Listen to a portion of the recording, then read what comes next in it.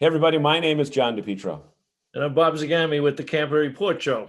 And in this issue of the Camper Report Show, I'm going to be speaking with an author of a brand new publication. It's hot off the press, Bob. It's called Full-Time RVing with Kids, an insider guide to life on the road.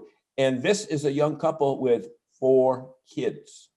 Sounds great. And a lot of people are hitting the road. And I've got an interview with Jennifer Mercer, the Director of Development for Care Camps, which does a phenomenal job providing camping opportunities for kids with cancer. Those stories, plus all the news of the week in the RV industry on the Camper Report Show. Stay with us, everybody. We'll be right back.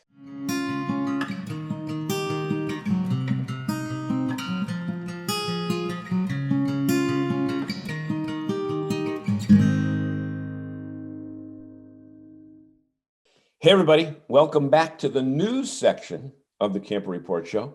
My name is John DePietro. I'm here along with Bob Zagami, and we're talking about all the news that took place this week in the RV industry. And one of them shows about the number of new people getting involved in RVing, heading for campgrounds and probably partying a little bit too much.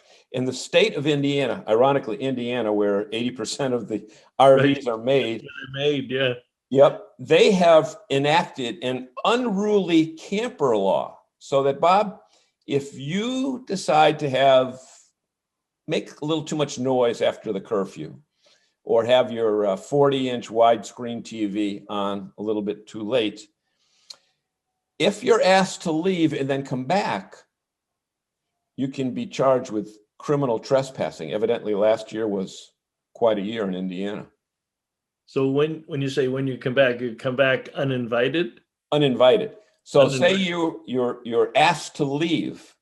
Oh. And you leave and then decide, wait a minute, I ain't leaving this soon, and come back. Well, then the consequences are a little bit greater than being thrown out again. So, you know what? But that's an issue. We talked with campground owners, and they said that the newbies don't realize that there are quiet hours at campgrounds, and that's very important.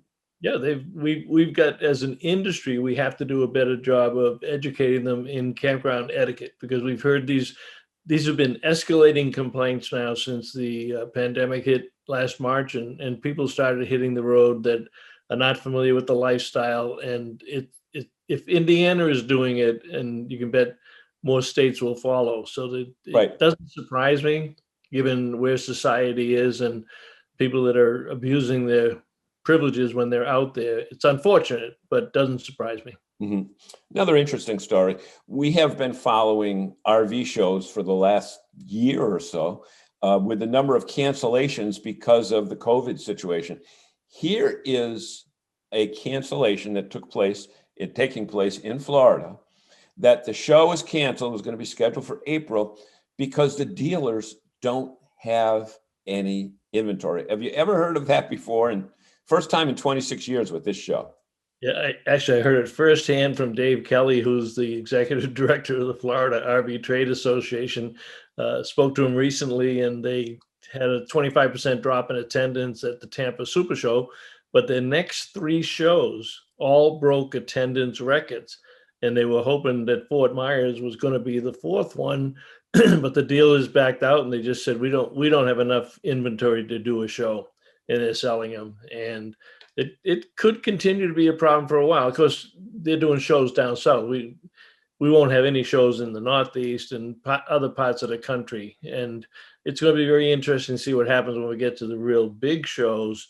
They might revive the California show when we get to Hershey and see what the attendance is on those. That's going to be, those shows are tight. There's a lot of RVs. There's a lot of people. Yep. That'll be the next thing that we watch out for when it comes to shows. Well, the interesting thing is if you go on any dealer's lots, and I was just on a large dealer here in our area recently, and where they used to have stacks of RVs, rows of RVs, it's just open parking lot. And when I talked to one of the managers, they said, we sell them before they're even on our lot. And that's what's going on. That's a big trend. Yep. And another big trend, again, along the same lines. Everything here is positive with the growth of the industry. There's so many news stories that are all COVID related and are all downers, but interestingly, COVID has had an unbelievable positive impact on the RV industry. Our friend Chuck Woodbury, who's the editor of a great travel newsletter, comes out every day called RV Travel, did a story last week, and he said RVs are changing the way we live. And he said because of COVID, where people aren't having to work in a set office anymore, a lot of the new ads that are coming out for help wanted, 10% of them say you can work remotely, and that's kind of amazing. Well, and he's the guy that knows. He's been out there for many decades on the road, and he started as a camper and on the road and actually doing a newsletter. Imagine doing a newsletter 20 or 30 years ago from the road. But he noticed that with so many people out on the road, he even suggested a new tagline for the industry. It said, "Going and working where you want, when you want," and that's pretty much what we're coming to. So it's not even just a case of vacation. To the author of the book that you're going to be speaking with, the people are taking their families and they're heading out, and they can work anywhere, and that could be the next big trend in terms, people buying these things may not be going to campgrounds. Well, being the journalist that Chuck is, he did some background to look at some trends. And in 1900, there were 60% of the people lived in rural environments and only 40% lived in what we call urban environments. And then 1990, just a mere 90 years later, it had totally flipped. But now they're probably going to have to add a new category with rural, urban, and mobile. Would you ever think we'd be saying that even a year ago as we sat here? Not even that. Yep. In just 1 year, it's had such a dramatic turnaround, which again helps out in the sales end of it, but it also talks about the family model and what we can do. And I don't think that that's a bad thing, because there's been so much with the computers and connecting and not having the kids not getting outdoors, getting into gangs and what have you. I think it's a good thing to get the family unit back together again and take off, spend more time with each other and understand what they do and how they do it. Yep. And the other thing that Chuck brought out, which I thought was an interesting statistics, was that of the classified ads, 60% of them now, 60% in Indeed.com, I think that's where he looked, 60% talked about a hybrid situation with a combo of the office and home, but a full 10%, as I mentioned earlier, were remote jobs. And look at where Ford just told several hundred employees that they're not going to come back to their office. 30,000. How many was it? 30,000. I thought it was 300. I guess that's a pretty good indicator that if the large companies are doing that, then the smaller ones are going to follow suit. So interesting.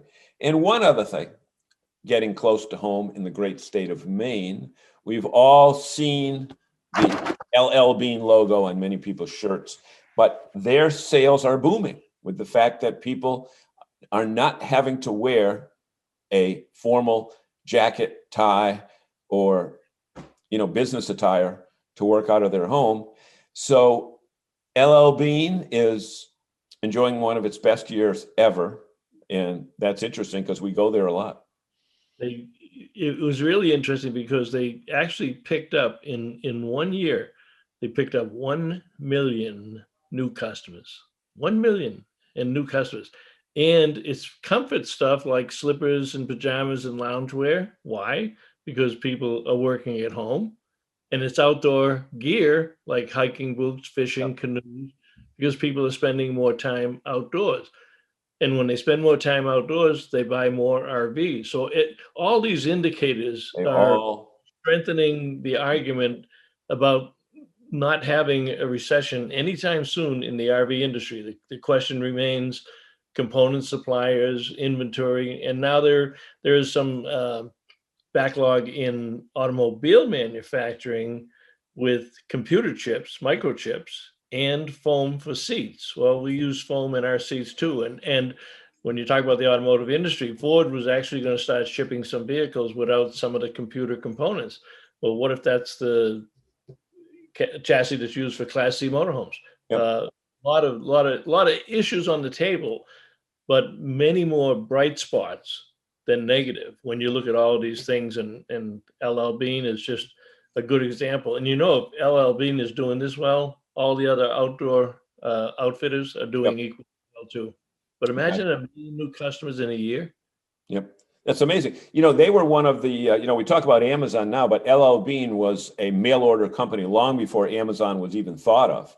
Yeah. And, so their method of doing business with the catalog and now online where they don't have to print those catalogs means that they can reach new people and they can be shipped anywhere. And you know what? LL Bean, the great state of Maine, and whatever.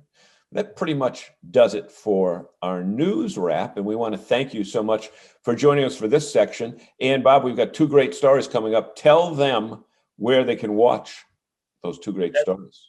The Camper Report Show. We'll be right back, everybody.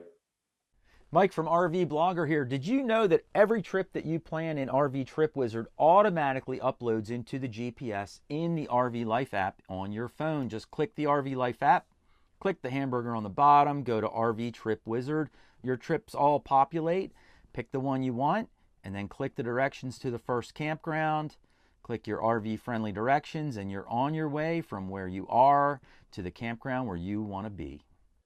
Hey, everybody, and welcome back to this segment of the Camper Report Show. My name is John DePietro. And folks, one of the interesting aspects of RVing is that it seems like every different lifestyle is getting into RVing. This COVID thing, it's been bad for people, but it's been good for the RV lifestyle because people have found that they don't need to be tied down to a certain location to do their job. And more people are hitting the road than ever before. And our guest today, Bryanna Royal, has hit the road now for 7 years, but that's not the kicker. The kicker is with 4 kids. And Bryanna, welcome to the Camper Report Show. Thank you, John. Thank you for having me. I love talking all about RVing, and I think it's exciting that so many people are getting into it, and especially people with kids, because I think it's a great way to raise kids and vacation and travel with kids. It used to be that the only people that RV'd full-time like you and your family are doing are people that hit that magic 65 or over number and then hit it. And, but the crazy thing is they ran into health problems or they ran into one kind of thing or another and always had to kind of return back to home base. But now the new group of people that are hitting the RV lifestyle early are really doing it and breaking every barrier there was. And certainly having children on the road is a different thing. But again, this year where kids can learn remotely, you're not necessarily having to be at home for them to be in a classroom. And the reality is that wherever you're parked is the real life classroom. Would you say, Bryanna, it's like you're on a year-round field trip with the kids? Oh, yeah, definitely. It is definitely a year-round field trip. It is also beyond just the field trip. It's the amazing part that we get to live so close with our kids and truly get to know them and understand them because we're together so much. And the same thing for them as siblings. Their relationship as siblings is amazing because we are together so much. Don't get me wrong, there's times when we all wish we could be not together. But for the most part, it is a really, really big benefit to be able to spend so much time together as a family. Yeah. And we want to talk about your book, which the ink is still wet on it. You can still smell it when you hold it up. But before we do that, tell us a little bit about your background, where you're from, where your family is, where your husband's from, and the ages of your kids, and how old they were when you hit the road, if in fact they were even, they must have been around, but tell us that story. Yes, definitely. Yeah. So my husband and I are high school sweethearts. So we've been together since we were 15. So we are both from Wisconsin. And just a little under 7 years ago, we were living the American dream, big house, big yard, the whole deal. My husband was working a 9-to-5 job. I was doing some direct sales stuff on the side. We had 4 kids. Wait. What were you doing on the side? Direct sales, like MLM marketing. Oh. I was selling, doing that type of stuff. So I was always doing a little bit of work, but I was a stay-at-home mom. And we were living the American sales. Yeah. No, not quite. I was selling chocolate though, so it's kind of. But so we throw you off. Yeah, no worries. We were living the American dream, and we were just realizing that we were spending all of our time taking care of the house and going to Menards and Target on the weekend and spending $100 to, buy toothpaste and doing all of that. And we just felt like we wanted to do more with our life. So we started looking at different options and came across this RV lifestyle and said, you know what? Why don't we do that? So let's go for it and let's see what we can make happen. So with our kids, who at the time were 6, 4, 4, and 2. So we do have twins in the middle there. So 6, 4, 4, and 2, we said, let's do it. What a perfect age to get started and to do this. And we went for it. Okay. And you did this with no previous camping experience. You didn't grow up as a camper with your family or anything like that, or your husband? No, so we had no RV history in our family at all. So we've never RV'd before. I didn't even tent camp. My parents took us to the beach in Cancun for vacation. We never even tent camped. My husband did do some tent camping with his family, but no RVs or anything like that. So we actually had bought a Class C RV about 6 months before we launched to just kind of try it out and see what we thought. And it was like, all right, this is cool. Let's do it. Then we were like, this isn't big enough to live in. So my husband actually jumped on a flight down to Miami, Florida, and drove a 39-foot diesel pusher motorhome home from Miami, Florida, after never having driven anything like that. That's a brave guy. It really, really is. So he got back and we had about a month to remodel the whole thing to be able to fit our family, because RVs just, especially then, weren't really made for families at all. No, So not at all. By the way, you said you were from Wisconsin. That's not cheese on your head, is it? nope, just red hair. Okay, I thought it could have been. Nope. Certain kind of cheese, a new breed of cheese. Yeah. So I guess that's geographical stereotyping, right? Would you call it that? It totally is, but we're proud of our cheese, so it's all good. So right now, tell us your status right now. Then I want to get into the book. You're living in a what, and you're physically where, and you're there for how long, and when are you moving on? Sounds good. So we are currently in a fifth wheel. We are in a Keystone, Montana high country, 335 BH. So it's a 36-foot long fifth wheel that has a bunk room that comes out the back. So when we're parked, we're just under about 39 feet. So we like being smaller like that so that we're not 40 feet plus, so we can get in places and everything. So we really would much rather have a smaller unit so we can travel a lot, yet fit us all in it. So we are currently in South Padre Island in Texas, which has been amazing. We kind of came here to kind of winter and hang out here for a while. And in about a month, we'll be leaving to head out and do some West Coast type of travel. We'll be hitting Big Bend National Park in Utah and up through the east side of California and the Alabama hills, up the coast. And then we always love to hit Montana in the summer because we just really, really enjoy Montana. So that is our tentative plan without anything really booked. And that would take you through September, through August or so? Yes. And then in the fall, in September, October, we'll actually end up back in Wisconsin. My son actually broke his ankle on the road this year and had to have emergency surgery. So he has to have surgery in September, October timeframe to get all the plates and screws and everything removed. So we know we will be back in Wisconsin. We'll stay with my husband's family back there as well. I don't know if you know this about me or not, but my parents actually are full-time RVers, and so are my sister and her family. So we kind of are a traveling family on the road. So it's great that they're here now with us in South Padre Island, and we see them multiple times throughout the year on the road, but then we definitely get back to Wisconsin so we can visit my husband's family as well. Well, that's great, because people, when we do these interviews, people always like to find out the backstory of the person being interviewed, and then we get into the topic. And the topic is right over your left shoulder right now, or right on your left hand. If you can hold it up to our audience of thousands. It is called Full-Time RVing with Kids, an Insider's Guide to Life on the Road. Now, yes, I think it's important to note that many people write books where they have no expertise, but they're good writers. You have walked the walk before you're talking the talk. So tell us what's in the book and how we can get a hold of it. Awesome. Yeah, so it is 26 chapters that is filled with tons of information about how to, well, first of all, to decide if it's right for your family to get on the road. We start with the 14 questions to ask yourself before you make that decision. Then go into detail about how to get on the road, picking your rig, downsizing, health insurance, how to get mail, all that fun stuff. And then also go into the reality of life on the road. So end We talk about intimate time for you and your spouse, because people wonder when you're in an RV with kids, how does that work? So we cover that. We cover what it's been like for us to be on the road and the ups and the downs. So we don't just talk about how amazing it is and all the good things. We also talk about the reality of what this life is like, along with schooling your kids, and really just try to cover all of it. And I've had multiple reviews come across on Amazon where people have said by reading the book, they felt like they were just sitting next to me at a campfire. And I was just kind of relaying what we'd been through and our story and how we made it happen and how we made it work. And that was one of the best pieces of feedback I could get, because that's definitely how I wanted the book to come across, just to be a helpful tool that makes you feel like you're getting the information you want and you're getting the reality as well. And it is important to point out, Bryanna, I'm sure you'd agree, that this RVing gig that you're doing right now, it's not for every family, is it? Mm-mm. No, absolutely it's not. And that's where we start. Chapter 2 is the 14 questions to ask yourself. And I think it's so important.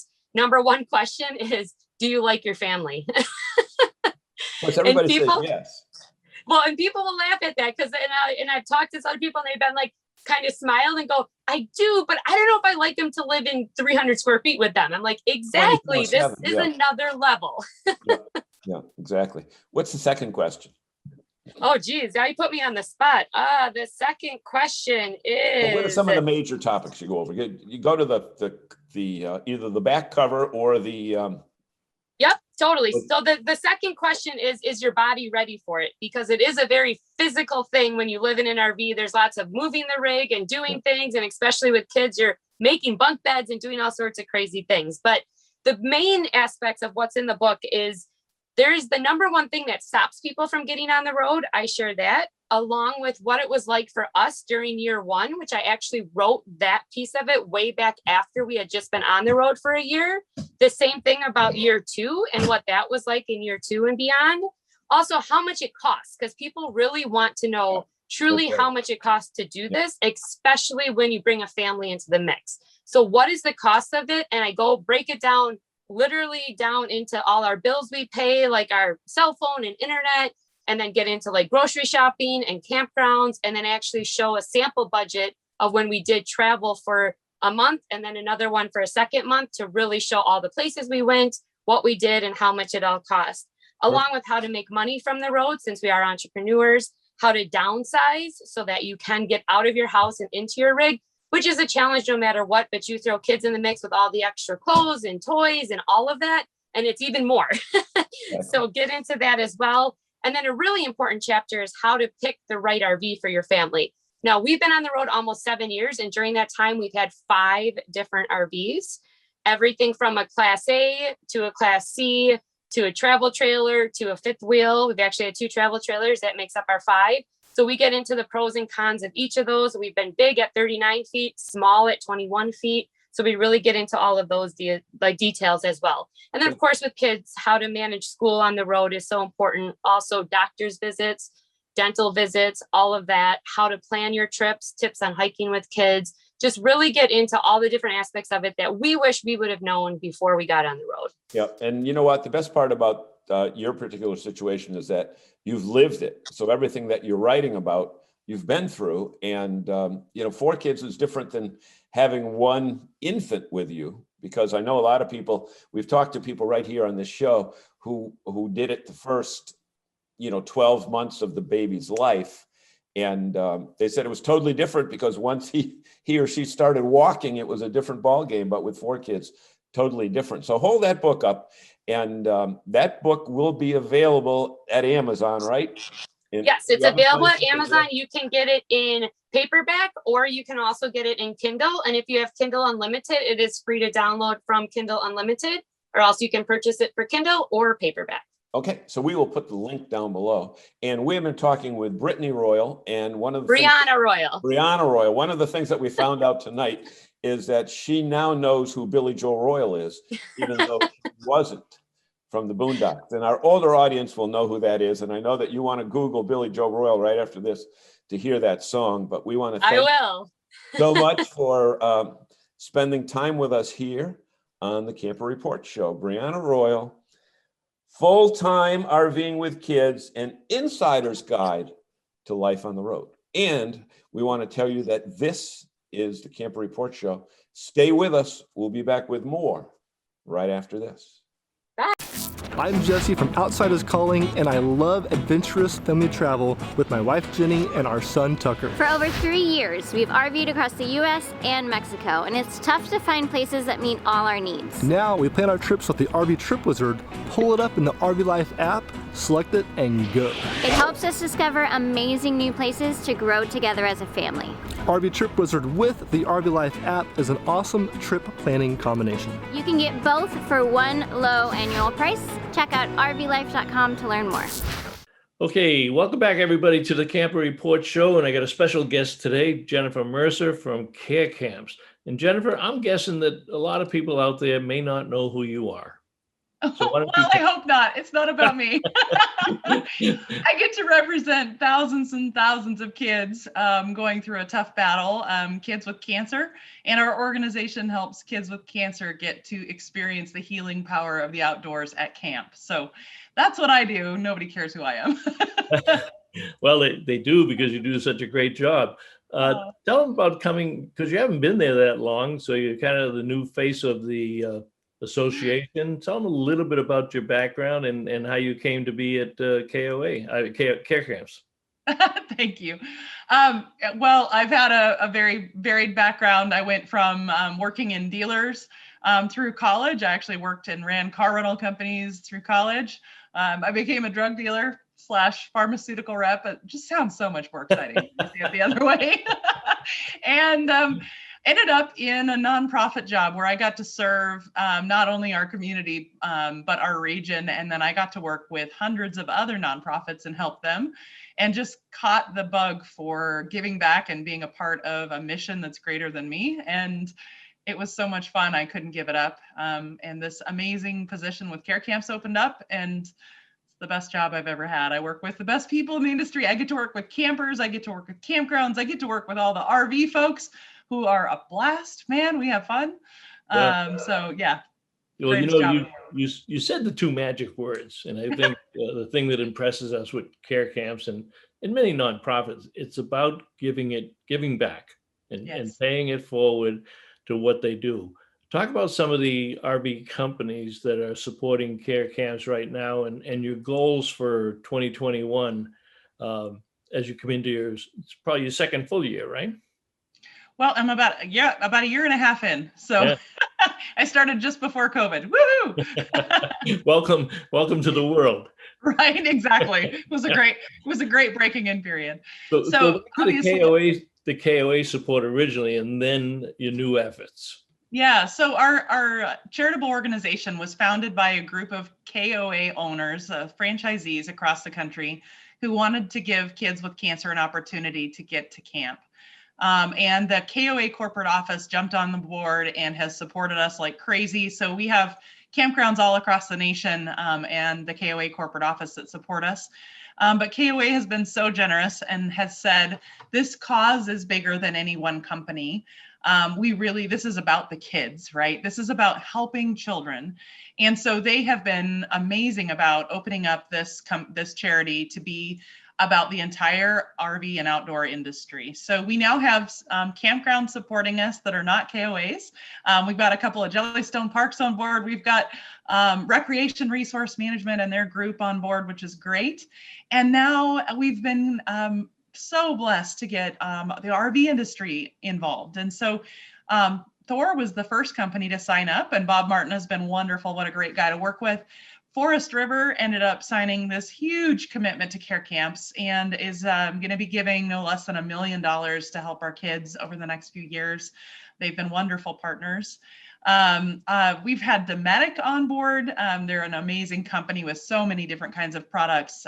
Lippert is joining the cause.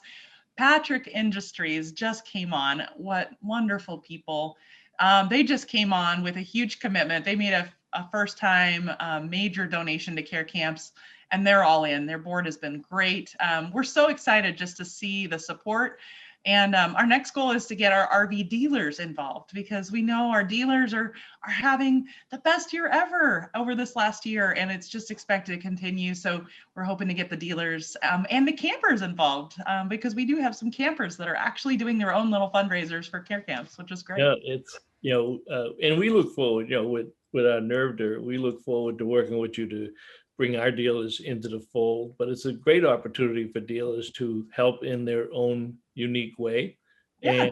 And for the consumers themselves, how about when the consumers go to KOA campgrounds, because they're still actively involved, so they can contribute at the campground level too, right? Yep, they can contribute at the campground level. I've just been contacted by 2 different groups of people over the last few days that are seasonal campers that stay at campgrounds, and these folks happen to be staying at KOAs. And they reached out to me because they're doing fundraisers for care camps on their own, separate from the campground, but they're doing it at the campground, and they wanted to ask me some questions and get some resources. And we love doing stuff like that. Our goal is just to anybody that wants to be a part of this mission of giving back, or we're trying to we created a fundraising toolkit online with anything you could ever need, and you can print it out and use it. It's step-by-step instructions and posters and volunteer sign-up sheets and all sorts of crazy stuff. But we wanted to make it easy for people that want to give back to be a part of this mission. It doesn't have to be a campground. It could be a book club. It could be the Rotary or the Knights of Columbus. I mean, it could be anything. The end product that's most important is the service that you provide for these kids with cancer. So let's talk. We got a few more minutes here, but let's talk about the kids and what they get out of it and what their families get out of these donations. Right. So I think the most important thing for folks watching to know is that because of a generous donation that KOA makes every year, 100% of the administrative costs to cover like my salary and any of the little stuff that we do for care camps that's administrative, that's all covered. So everything that is donated to our charity through the campgrounds, through individual people, through RV dealers, 100% of that goes directly towards helping the kids. That's a big deal. That's amazing. That is a big deal. Most of the time when you donate, a good chunk, 30 or 40% of your money is going to go towards paying somebody's salary or paying for a building or office rent. And none of it, in our case, we're able to, thanks to that generous donation, we're able to actually say that all of your donations go right to the kids. I think the other important part to understand is that no matter where you are in the country, Care Camp serves kids in every single community across the US and Canada. We support 135 of these amazing special camps that do such a great job for the kids. And they are operating during COVID. It just looks a little different. And what they're doing is changing the lives of the kids. The kids are they're more isolated than they have ever been. They're more lonely. Most of these kids have been in quarantine since last March, if not before that. And if you can imagine, there's no end in sight for them right now because the COVID vaccine is not available for them. So the camps are doing year-round activities now. They're putting on weekly and monthly events. They're sending these amazing camp in a box experiences that they do with the kids during virtual camp. They still have cabin chats with the counselors. So the counselors actually get to talk with the kids one-on-one or in small groups and just talk about what the kids are going through, because quite honestly, all of the things that kids with cancer talk about dealing with were things that I just didn't understand at all. They talk about ruining their family's life, and that was the thing that was hardest for me to understand, because their cancer has such a profound impact on their parents and their siblings, and they feel responsible for that. And so what camp offers them is a chance to connect with other kids who understand what they're going through and to connect with the counseling support they need to be healthy, grown-up individuals, later in life. The best part is most of these kids camp makes such a huge difference in their life that they go on to become counselors at camp later. They can't imagine living life without camp, and they want to be a part of helping the next generation of kids. So that's pretty awesome. And they get that week in the outdoors with the family, and they still get the medical attention, they still get the treatments, they get the counseling, but it just takes their mind off living with cancer. in that. Absolutely. Now, And a lot of our programs directly help the siblings and the parents as well. yep. Our focus is on the kids with cancer, but the programs have been expanding because siblings are drastically impacted, as are the parents. It just takes funding to make sure that these camps can continue. And obviously COVID last year, that was a rough year. We lost all 3 of our biggest fundraisers. A lot of the campgrounds weren't able to do the fundraisers they normally do. So we need all the help we can get to make sure these camps are able to stay alive and continue on. I want you to go back to one thing that you said, because we do live in a real world and there are good consequences and bad consequences. When I first met you, one of the stories that you told me was the impact of the kids dealing with cancer and the parents' divorce. Mm-hmm. And I wouldn't have thought of that, because we tend to look at kids, cancer, camps, and think of all the wonderful things that are out there. But talk again about your point of how the kids take that divorce on their own shoulders Yeah. and the impact that it has. Okay, I'll try not to get emotional. This one gets me every time. So talking with a group of kids about camp, when I ask them, what's your favorite part about camp? And tell me about your camp experience. And they'd tell you, camp is better than Disneyland, because they have so much fun. And one of the kids said, and I just got back from Disneyland. I had to make a wish and I went to Disneyland, and camp is better than Disneyland. And I'm like, wow, that's a big deal. And so we talked some more, and then I said, tell me what the hardest part of this journey has been for you. And the one girl spoke up and said, oh, that's pretty easy. I think it was realizing I've destroyed my whole family's life. And the other kid spoke up and said, yeah, me too, me too. And it was then that I was learning that about 90% of these parents that have kids with cancer end up divorced. And the stress and the trauma that whole family goes through is so incredible. None of us grown-ups are programmed to deal with getting cancer, but having your child get cancer is 1,000 times worse for that parent than if they got it themselves. And so we're hoping to be able to develop more programs that support those parents. But in the meantime, we're helping these kids navigate these feelings and really come out of their feelings strong and resilient, and understanding that they're not alone in this battle and it's not their fault. That's for sure. Before we go, one other thing. Let's assume there are folks watching the show this week and they've got children with cancer, and they never heard about you, and they never heard about KOA, and they never heard about care camps. How do they get involved? That's a great question. If you just go to carecamps.org, that's carecamps.org. Our website has a lot of different materials, including the camps we support. So you can click on camps we support and it'll bring up a map. You can see the camps that are nearest you in your area, and there's contact information for that camp when you click on it. So you can actually directly contact that camp and get involved. If you want to be a part of volunteering or doing a fundraiser or just making a donation, all of those options are available also on the website. And that fundraising toolkit is right there. So if you want to look at that and just pick one idea and run with it, we would be honored to have the support and make sure more kids with cancer get the opportunity to be in the outdoors. Well, that's great. And I really appreciate you joining us on the Camper Report show this week, Jennifer. And Jennifer, we're talking to Jennifer Mercer, Director of Development at Care Camps. You are the perfect woman for the job. You're doing perfect person. But you have done a fantastic job in that year and a half, and we look forward to continuing to work with you. And we're glad that we could bring the story up to our fans this week on the Camper Report show. Thank you very much. Thank you for sharing, and it was great to see you. Have a great day.